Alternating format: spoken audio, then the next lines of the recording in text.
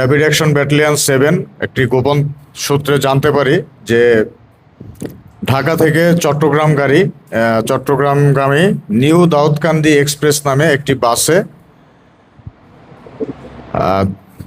এক বা দুইজন ব্যক্তি কর্তৃক কিছু গাঁজা বহন করে নিয়ে আসা হচ্ছে। এই তথ্যের ভিত্তিতে আমরা র্যাপিড অ্যাকশন ব্যাটালিয়ন 7-এর একটি অভিযানিক দল ফেনী জেলার ফতেপুর এলাকায় একটি চেকপোস্ট স্থাপন করে এবং উক্ত চেকপোস্টে উক্ত বাসে আগমনকারী দুইজন প্যাসেঞ্জার সিনথিয়া ইসলাম এবং রাবিয়া সন্দেহজনকভাবে তাদেরকে জিজ্ঞাসাবাদ করা হয় এবং তাদের সাথে যে লাগেজ ছিল সেই লাগেজের ভেতর থেকে 13 কেজি গাঁজা, 1 বোতল বিদেশি মদ এবং 6টি বিয়ার জব্দ করা হয়। পরবর্তীতে তাদেরকে জিজ্ঞাসাবাদে জানা যায় যে তারা এই গাঁজাগুলো কুমিল্লার 14 গ্রাম উপজেলার গোমরবাড়ি এলাকার নামক একটি এলাকা থেকে নিয়ে এসে তারা চট্টগ্রামের উদ্দেশ্যে আসছিল। উক্ত তথ্যের ভিত্তিতে আমাদের অভিযানিক দল 14 গ্রাম পৌরসভার গোমরবাড়ি পূর্বপাড়া এলাকায় রবিউল নামক একজন ব্যক্তির বাড়িতে গাঁজার আরও বড় স্টক আছে এই তথ্যের ভিত্তিতে গমন করে এবং সেই বাড়িতে তল্লাশি চালিয়ে বাড়ির রান্নাঘরে এবং গোয়ালঘরের ভেতর থেকে 276 কেজি গাঁজা উদ্ধার করে এবং ঘটনাস্থল থেকে উক্ত ঘরের ভেতর থেকে আরও 2 জন আসামি মজিবুল হক এবং মোহাম্মদ সিয়াম নামে 2 জনকে গ্রেপ্তার করে। গ্রেপ্তারকৃত আসামিদেরকে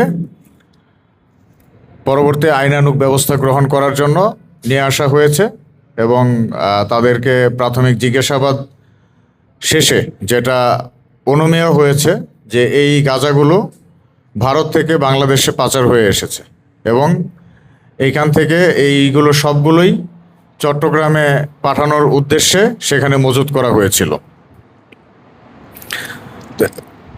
উদ্ধারকৃত গাঁজা এবং আসামিদেরকে পরবর্তী আইনানুগ ব্যবস্থা গ্রহণ করা হবে।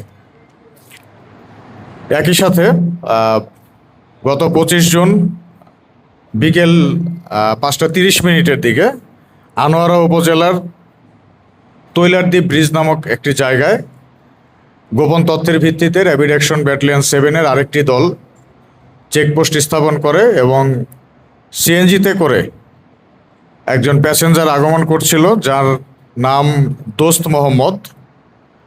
তিনি একজন রোহিঙ্গা নাগরিক। সন্দেহজনক হওয়ায় তাকে জিজ্ঞাসাবাদ করা হয়। পরবর্তীতে তিনি স্বীকার করেন যে তার পেটের ভিতরে করে ইয়াবা ক্যারি করছেন।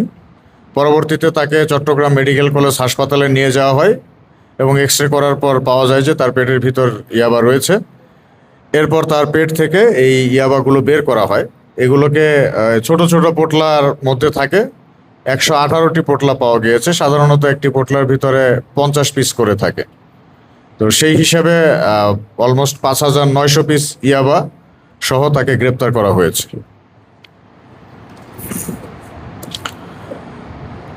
এছাড়াও গত 25 জুন মধ্যরাতে আপনারা জানেন যে বহুল আলোচিত র্যাব সদস্য ডিএডি আব্দুল মোতালেব মার্ডার কেসের একজন এজাহার নামীয় আসামি টুটুল, যে হচ্ছে এজাহার নামীয় একজন পরিচিত আসামি জামাই ইয়াসিনের অত্যন্ত ঘনিষ্ঠ সহযোগী ছিল, তাকে গ্রেপ্তার করা হয়েছে। এই টুটুল সহ এই কেসের এখন পর্যন্ত মোট 43 জন আসামিকে গ্রেপ্তার করা হয়েছে, যার মধ্যে র্যাব 23 জন এবং পুলিশ 20 জনকে গ্রেপ্তার করেছে। এছাড়াও আপনাদের অবগতির জন্য জানাচ্ছি যে রাউজানে যে কিছুদিন আগে মাকসুদুল ইসলাম মাসুদ নামে একজন বিএনপি নেতা খুন হয়েছিল, সেই কেসেরও 2 জন আসামিকে র্যাপিড অ্যাকশন ব্যাটালিয়ন 7 কর্তৃক গ্রেপ্তার করা হয়েছে। একজনকে 24 ঘন্টার মধ্যেই এবং আরেকজনকে রাঙামাটি জেলার বাঘাইছড়ি উপজেলার প্রত্যন্ত একটি এলাকা দূরছড়ি নামক একটি এলাকা থেকে তাকে গ্রেপ্তার করা হয়। এবং এই সকল কেসের সকল আসামিদেরকে পরবর্তী আইনানুগ ব্যবস্থা গ্রহণ করার জন্য প্রক্রিয়া অনুযায়ী ব্যবস্থা গ্রহণ করা হচ্ছে। ধন্যবাদ।